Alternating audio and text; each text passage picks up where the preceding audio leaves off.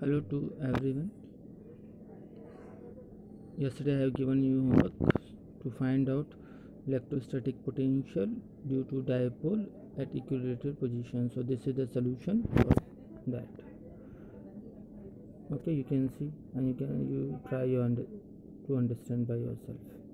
Okay, so the net electric potential is 0 at equilibrium point Q over in this. Net electric field at point in the electric field due to an electric dipole at any point on the equatorial line is 0.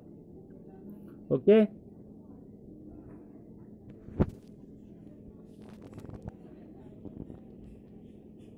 so now today we will start capacitor. Basic thing, what is a capacitor and what it means. Okay, if I look into your regular books, means now both the topic start is capacity of a conductor, a beginning. Okay, so here in your textbook means the NCERT textbook, you will find the topic, the section is 2.10, dielectric and polarizations. And polarization we already studied. And so dielectric are non-conducting substance, first of all. Okay, dielectrics are non-conducting substance, that means these are insulators. In contrast to conductor, they have no charge carriers. In conductor we have electrons to conduct electricity, but in an insulator we don't have charge carriers. Okay, so in the last section we have studied when a conductor, yesterday we studied that when a conductor is placed in an electric field, the free charge carriers moves and charge contribute to conductor adjusts itself in such a way that the electric field due to induced charge oppose the external field within the conductor, and this happened until the static situation. The two fields cancel each other and the net electrostatic field in the conductor is 0. As you can see in the right hand side, here is a conductor and the external electric field is E0, okay, which is toward right, negative to positive. And due to this external electric field and an opposite internal capital E in is developed, and this process continue till both become equal and opposite. So it is written over, you can see here, E0 plus En is 0. What we are about talking, okay, this is what yesterday we studied. In dielectric, okay, now we are studying what happens when the dielectric is placed under an external electric field. So on further reading, in a dielectric this free movement of charge is not possible. It turns out that the external field induce dipole movement, okay, by stretching or reorienting molecules of the dielectric. Okay, as there are no free charge carriers in dielectric or insulators, so that in presence, whenever these dielectrics are placed in external electric field, they induce a dipole moment by stretching. How they induce a dipole moment? By stretching or reorienting molecules of dielectric. The collective effect of all the molecular dipole moment is the net charge on the surface of dielectric. Net charge on the surface of dielectric, which produce a field that oppose the external field. Again, there is a but that is not due to free charge, but it is due to reorientation or stretching of molecules and introduction of dipole moment. So the net molecule dipole moment is net charge on the surface of the dielectric, which produce a field that opposes the external field, unlike a conductor. However, the opposing field is so induced does not exactly cancel the external field. So the opposite field which built inside does not cancel the external field, it only reduces it. So the extent of effect depend on the nature of dielectric. And what type of dielectric we are choosing, what insulator we are choosing. To understand the effect, we need to look at the charge distribution of dielectric at the molecular level. Okay, dielectric and insulators. Let's look at distribution of dielectric in a molecular level. The molecular substance may be polar and non-polar. We already studied in earlier classes. In non-polar molecule, the center of positive and negative charge coincide. Okay, in non-polar molecules, the center of positive and negative coincides. Charges coincide. The molecule thus then has no permanent dipole moment. Example: oxygen, O2, hydrogen molecule, which because of their symmetry have no dipole moment.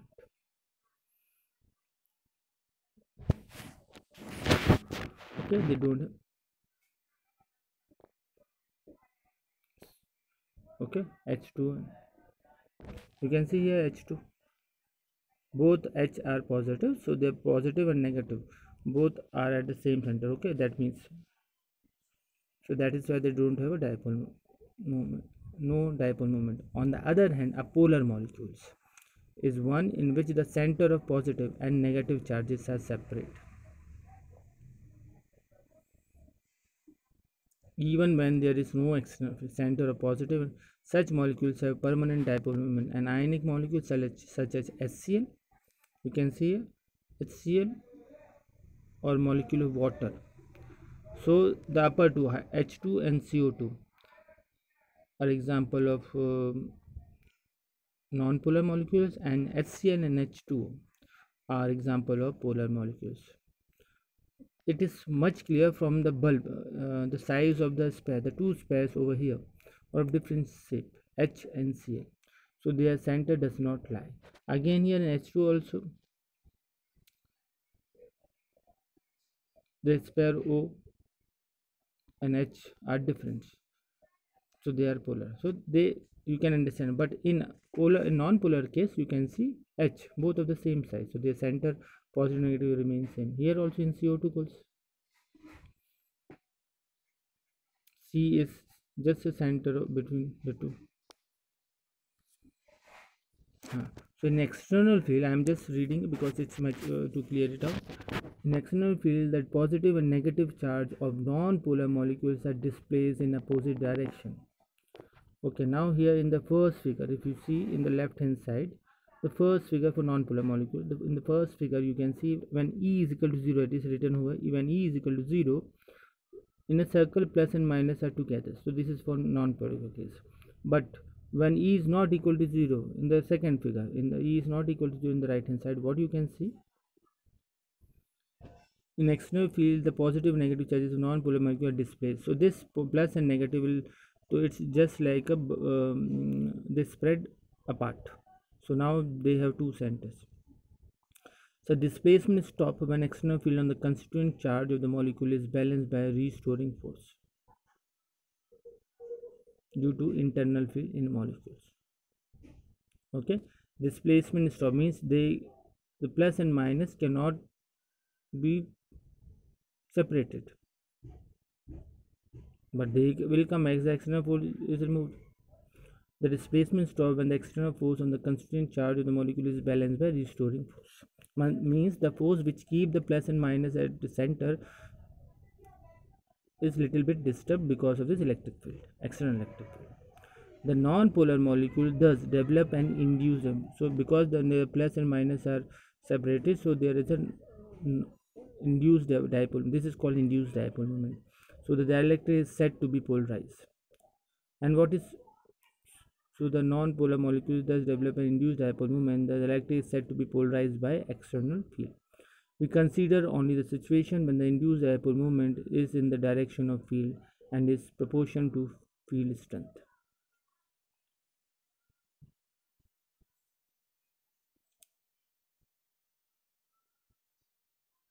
The induced dipole moment of different molecules add up giving net dipole moment.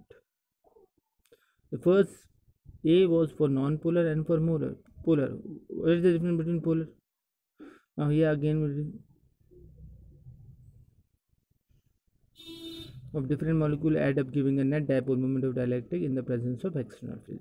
Okay, so there is a net dipole moment induced. But what about when a polar molecules? A dielectric with polar molecules, where they are already in the left hand figure, you can see plus and minus already separated without an E is 0, but they are not aligned in the same directions. So when you apply the external electric field, they almost all the negative are toward left, you can see in here, and all the positives are toward right. They are still not separating apart, but they turn toward in such a way that all the negative toward left and all the positive toward right. But the difference reason, in the absence of external field, the different permanent dipole are oriented randomly due to thermal agitation. Okay, so the total dipole moment is 0. When external field apply, that individual dipole moment tend to align with a field. When summed over all the molecules, there is then net dipole moment in the direction of external field. That is, dielectric is polarized. The dipole moment in the direction of external field. That is, dielectric is polarized. The extent of polarization depends on the relative strength of two mutually opposite factors. The dipole potential energy in the external field tend to align a dipole with the field, and thermal energy tending to disturb the alignment. There may be a adhesion-induced dipole moment effect as for non-polar molecules, but generally the alignment effect is more important for polar molecules.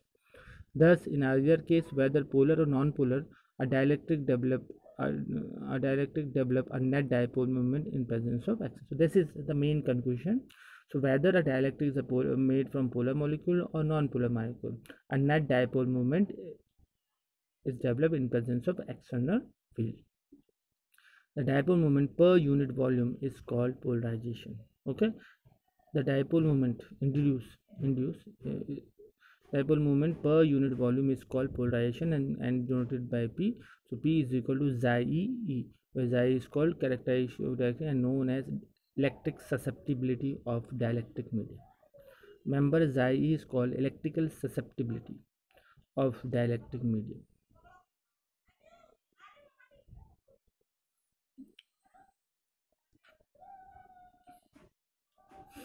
What is electrical susceptibility? The question is, how does polarization directly modify the original external field? Okay, now how does? Let us consider the simplicity for rectangular dielectric slab placed in a uniform external field parallel to two of its faces. Okay, we have taken a rectangular dielectric slab placed in a uniform external field parallel to two of its faces. Two of faces measure left and right. The field causes a uniform polarization of the dielectric, means this dipole moment per unit volume. Thus, every element delta V of slab has dipole moment PdV in direction of field. As from the definition of polarization, P is the polarization, so P is simply dipole moment per unit volume. So when you multiply with the smaller section delta V, volume delta V, it will give the dipole moment in that region. The volume delta V is microscopically small but contain a very large number of molecular dipoles. Anywhere inside the dielectric, the volume remain delta V has no net charge. Though it has net dipole moment. No net charge, though it has dipole moment. Okay, no net charge. This is because the positive charge of one dipole sits close to the negative charge of different dipole. Okay, you can see positive is very much closer to the negative of the next dipole. However, at the surface of dielectric normal to the electric field, there is evidently a net charge density. However, at the surface of dielectric normal to the electric field, there is evidently net charge density. You can see from left hand side, all the negative in the left face, this face of the dielectric, all negative toward left and all positive are toward right. So the density. So the positive and the dipole remain unneutralized, the right surface, and the negative end at the left unneutralized. The unbalanced charges are induced charges. So the unbalanced charges are the induced charges due to external field. Thus polarized dielectric is equivalent to two charge surfaces. So polarized dielectric is equivalent to two charge surfaces with induced surface charge density sigma p and positive sigma p for positive charges on the right hand side and left hand negative.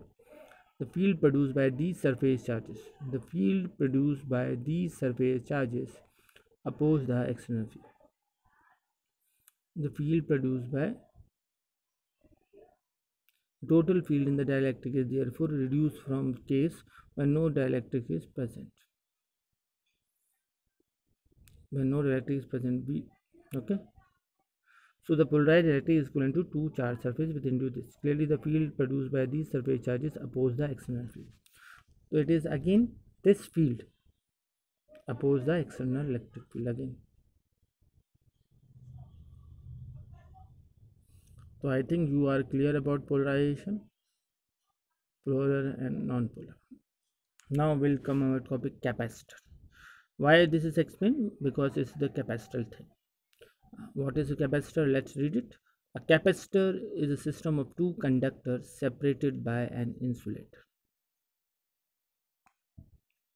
Capacitor is a system of two conductors separated by an insulator. The conductor have charges say Q1 and Q2 and the potential V1 and V2. Okay, charges Q1, so the potential V1 usually in practice the two conductor have charges Q and minus Q with potential difference V1 minus V2. So what is capacitor? Is a system of two conductors separated by an insulator.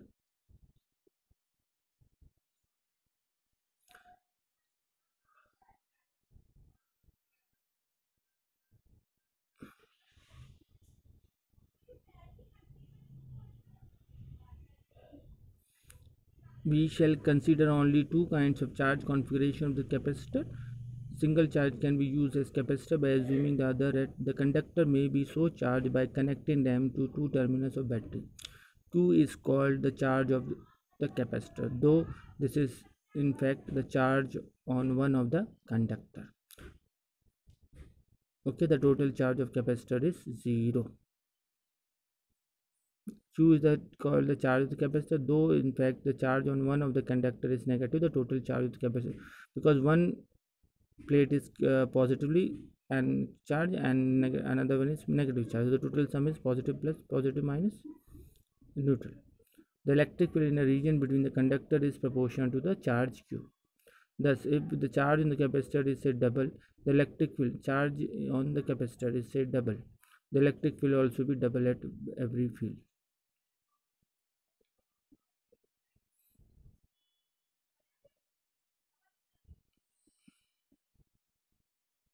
And the ratio Q upon V is a now the potential V is the work done per unit positive charge in taking a small charge. Now this is a conductor 1, this is a conductor 2, and here is an insulator in between them. Insulator form a capacitor. One it is positive and one it is negative. This is the same case. Positive, negative. You can see left hand to negative, total positive. So this is the same case. And the ratio Q upon V is constant. Electric field in a region between the conductor is proportional to charge Q. This follows from the direct proportion between field and the charge implied by Coulomb law.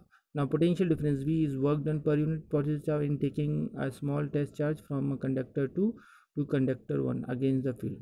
Consequently, V is proportional to how many charge you have taken that.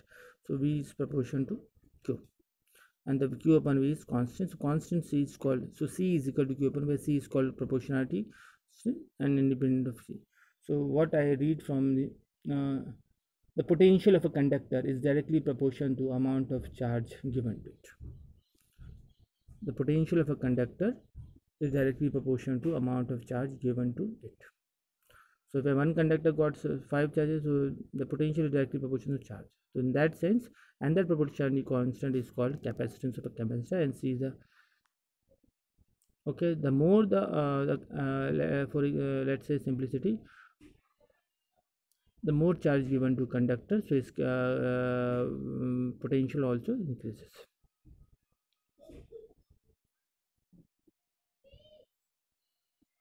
And the capacitance C depend only on the geometrical configuration, means say shape, size, and separation of system of two conductors.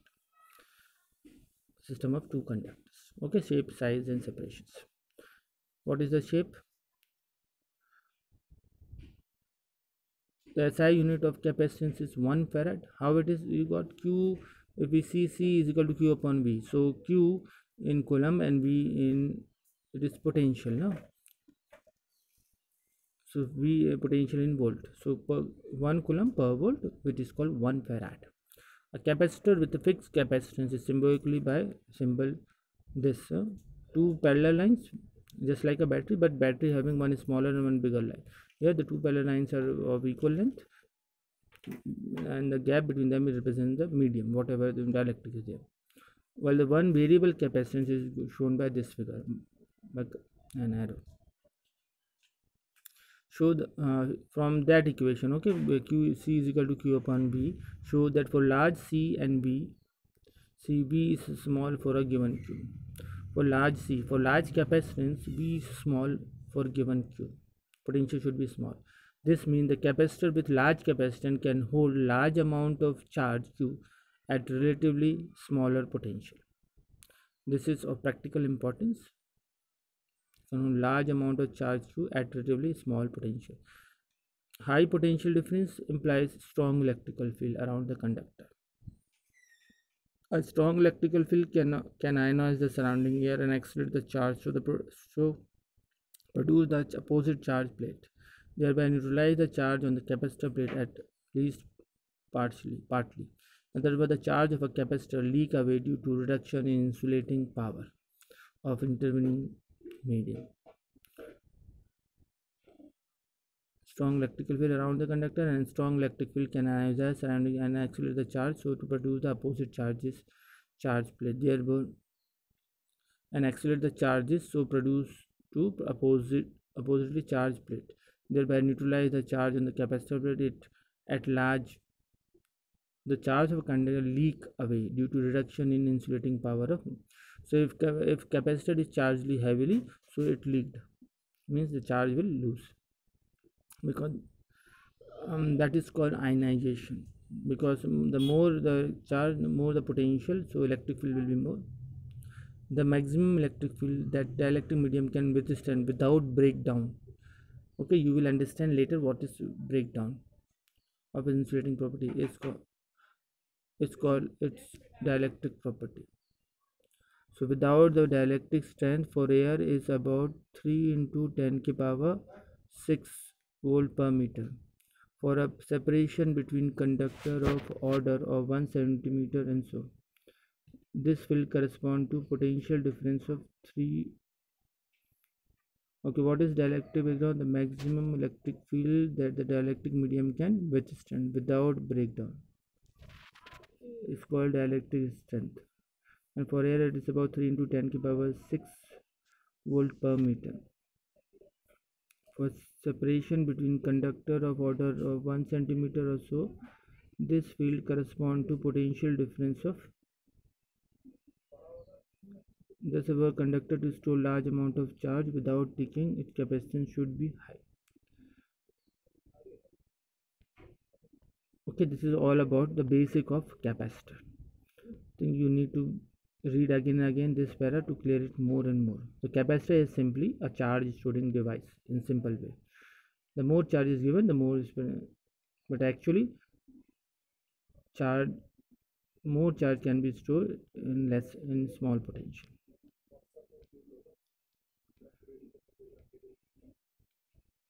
And so we'll continue the things later. I'm just leaving today and I'll continue with the next.